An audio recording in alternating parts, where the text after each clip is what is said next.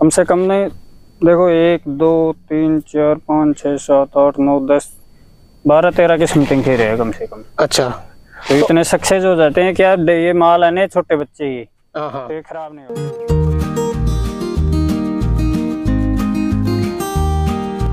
देखो सर, इसको ऐसे इसकी बेल चढ़ाई जाती है जब तक ये इस तार पे नहीं पहुंचेगा ना। अच्छा, जब तक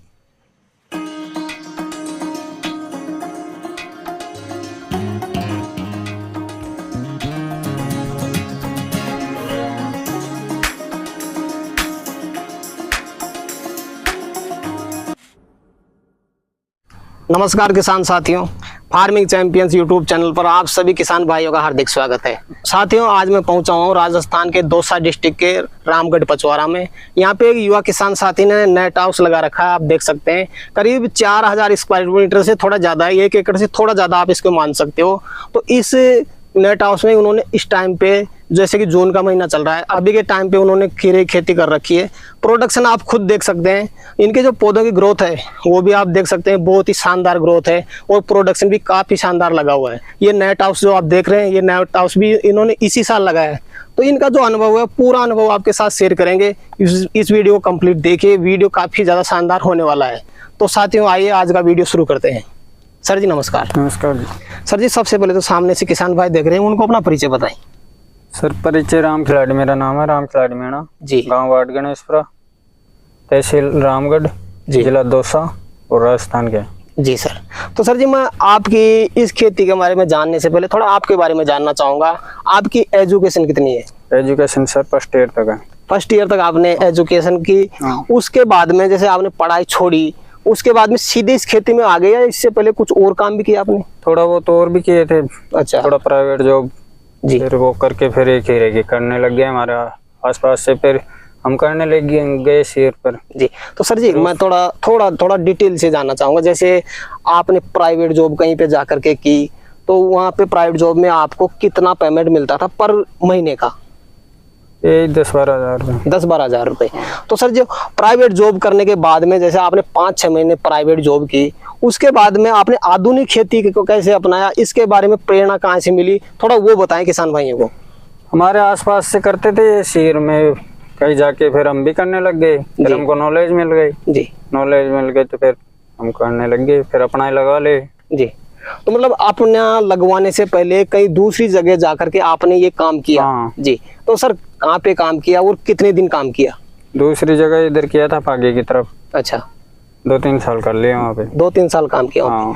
तो सर जी, जैसे काफी सारे किसान भाई अपने भारतवर्ष में ऐसे हैं जो आधुनिक खेती करना चाहते हैं, पॉली हाउस लगाना चाहते हैं, नेट हाउस लगाना चाहते हैं, लेकिन प्रॉपर नॉलेज नहीं होती उनके पास। तो सर, जैसे आपने दूसरी जगह जा करके अपनी जानकारी ली, इसके बारे में ज्ञान लिया, इसकी नॉलेज ली, उसके बाद में आपके अभी के टाइम पे कितने पॉली हाउस हैं वो बताएं थोड़ा। अभी के टाइम में एक तो एक नेट हाउस है जी सर, और एक पॉली हाउस कई साल बनवा रहे था, एक का और काम चल रहा है अभी के टाइम। हाँ। तो मतलब जो पॉली हाउस है वो पिछले साल लगवाया आपने? हाँ, पिछले साल। ये एक पॉली हाउस का कंस्ट्रक्शन का काम अभी के टाइम चालू है। हाँ। और ये नेट हाउस आपने इस साल ही लगाया है? इस साल लगवाया। जी सर। तो सर, अब मैं पूरी डिटेल लेना चाहूंगा। जैसे कि आपको प्रेरणा मिली, गांव में आपके और भी किसान साथियों ने खेती कर रखी थी, आपने दूसरी जगह जाकर के इसके बारे में नॉलेज इकट्ठी की और उसके बाद में आपने खुद ने लगा लिया। हाँ। तो सर, मैं थोड़ा सा एक और सवाल करना चाहूंगा आपसे। जैसे कि आपके पास पॉली हाउस भी है, ये नेट हाउस भी है, तो किसान भाई इस बारे में भी कंफ्यूज में रहते हैं कि भाई साहब, हम नेट हाउस लगाएं कि पॉली हाउस लगाएं, दोनों में डिफरेंट क्या है? तो जैसे मान लो कोई किसान भाई नेट हाउस लगाता है, तो उसको मतलब क्या इससे बेनिफिट है, क्या इसमें नुकसान है अगर नेट हाउस लगाता है? तो इस बारे में बताएं। बेनिफिट तो यह है, अब इस टाइम गर्मी के टाइम भाव ज्यादा रहता है, तो पॉली हाउस में तो होता नहीं है, और नेट हाउस में फसल हो जाती है इस टाइम भी। जी, ये है। तो मतलब पॉली हाउस में अभी जैसे जून का महीना चल रहा है, पॉली हाउस की इससे डबल कीमत का लगती है पैसे, और ये आधे में काम हो जाता है। अच्छा, मतलब उससे इसमें अपना जो पैसा लगेगा वो भी आधा ही लगेगा? आधा ही लगेगा।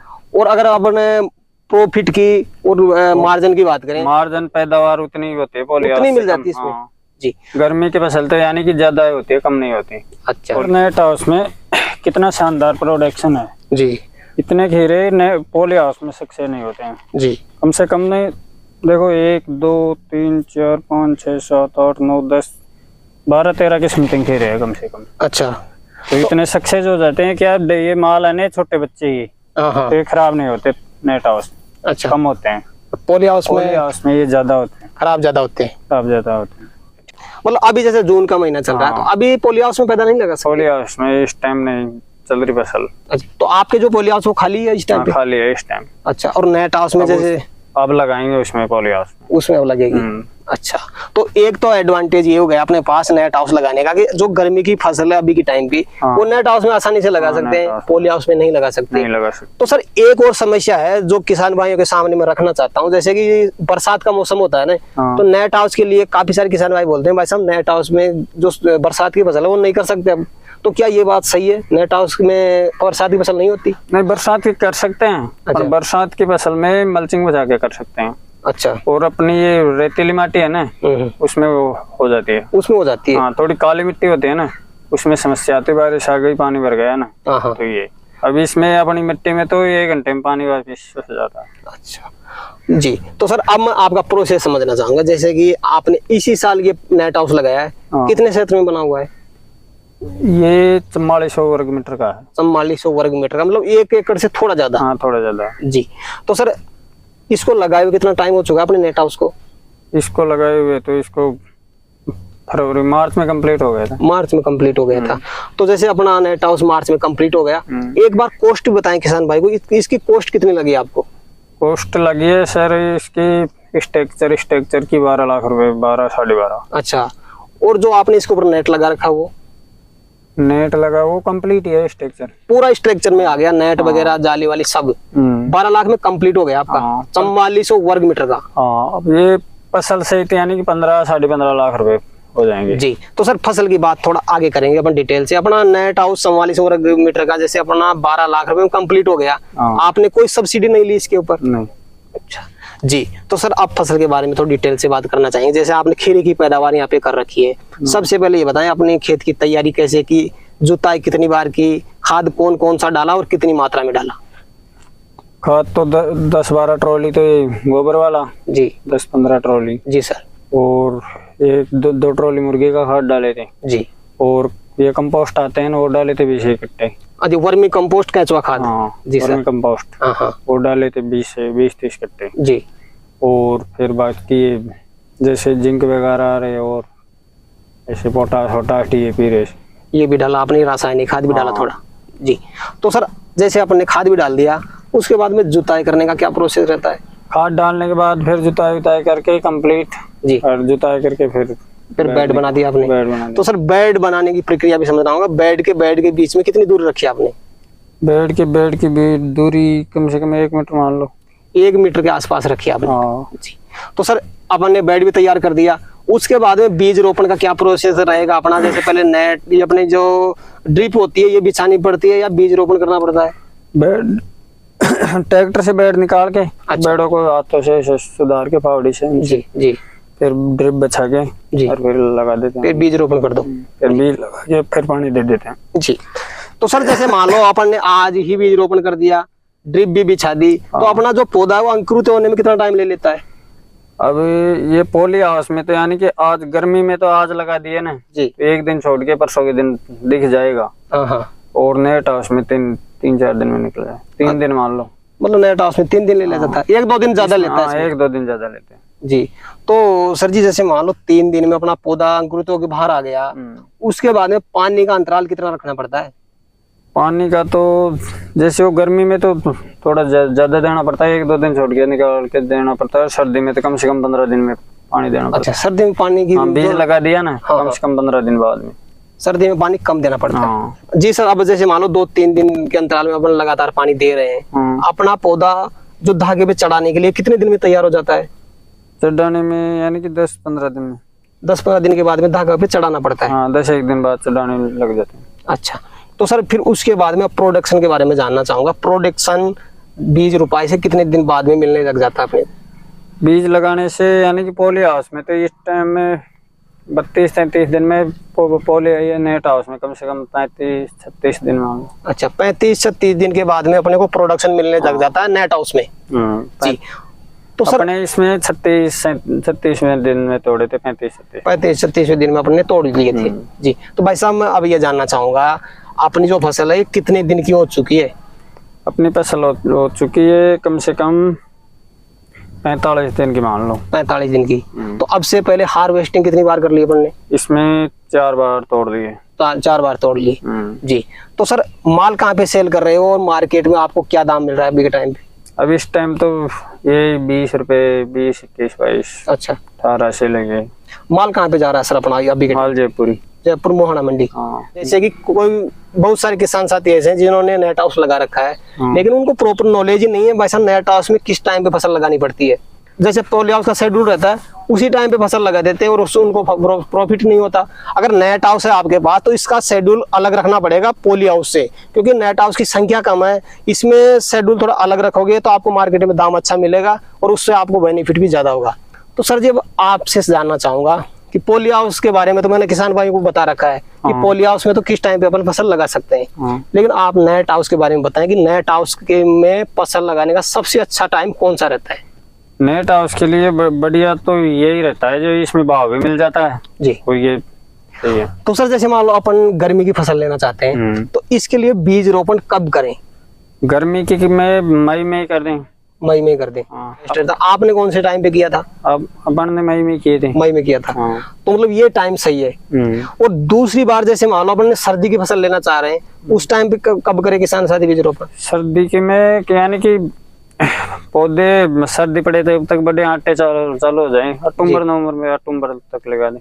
अक्टूबर तक बीज रोपण कर देना चाहिए। हाँ जी सर, अक्टूबर नवंबर जी। तो सर मैं अब ये जानना चाहूंगा जैसे कि अपन ने खीरे की खेती अभी के टाइम पे कर रखी है और मई में इसका बीज रोपण भी कर दिया, करीब कितने महीने तक चलेगी ये फसल?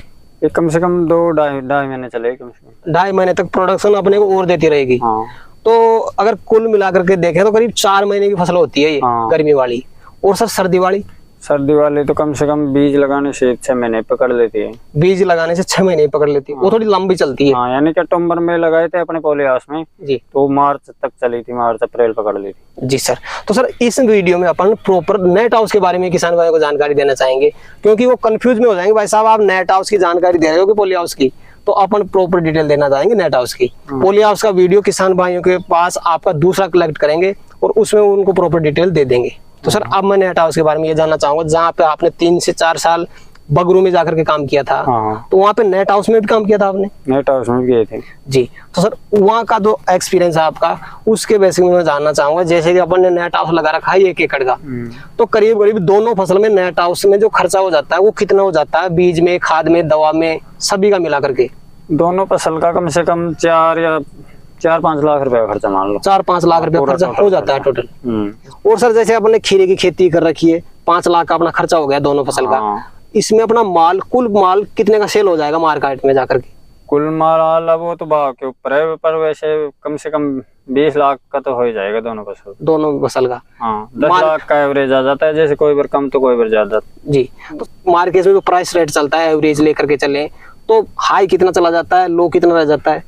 अब लो तो जैसे 10-15 से तो लो नहीं रहता जी। हाई तो जैसे कितना भी चल जाता, 50-60 भी चल जाता कोई बार। अच्छा। अब आज से 2-3 साल पहले 55 तक हो गए थे। अच्छा। 50-55 बेचे थे हम जी। और अभी की बात करूँ तो अभी के टाइम पे क्या भाव चल रहा है? अभी टाइम 18-20-22 तक चल रहा है। ये भाव चल रहा है। हाँ जी। तो सर दोनों फसल का जैसे 20 लाख रुपए का कलेक्शन अपन को मिल गया, भाव थोड़ा कम डाउन भी रहा तो 5 लाख रुपए अगर आप इसमें से निकाल देते हैं तो शुद्ध मुनाफा कितना बच जाएगा किसान भाई को? शुद्ध अब देख लो 15 लाख रुपए। 15 लाख रुपए बच जाएंगे। हाँ। इसमें 15 लाख में कोई खर्चा नहीं है। हाँ, 15 लाख में अपन खुद कर रहे हैं तो ये तो अपने ही है। जैसे शीर के तौर पे देंगे तो 20 लाख में से 5 लाख हो जाएंगे जी, तो भी 10 तो बचेंगे। मतलब आप हाथ भी नहीं लगाओगे, नेट हाउस लगा कर भी छोड़ दोगे, किसी और को दे दोगे इसको, तो भी 10 लाख बचा लोगे, तो भी 10 लाख तो बचेंगे जी। तो सर जी आज के वीडियो में आपने किसान भाइयों को काफी अच्छी जानकारी दी, उसके लिए आपका बहुत बहुत धन्यवाद। धन्यवाद सर। तो किसान साथी, उम्मीद है आज की जानकारी आपको काफी ज्यादा पसंद आएगी। किसान साथी ने इनका जो अनुभव था 3 साल का वो भी आपके साथ शेयर किया, तो उम्मीद है आज की जानकारी आपको काफी ज्यादा पसंद आएगी। तो वीडियो पसंद आए तो लाइक करें, शेयर करें। जो किसान भाई हमारे चैनल पर नए हो चैनल को सब्सक्राइब जरूर करें। तो साथियों आज के लिए इतना ही, मिलते हैं नेक्स्ट वीडियो में, तब तक के लिए जय जवान जय किसान।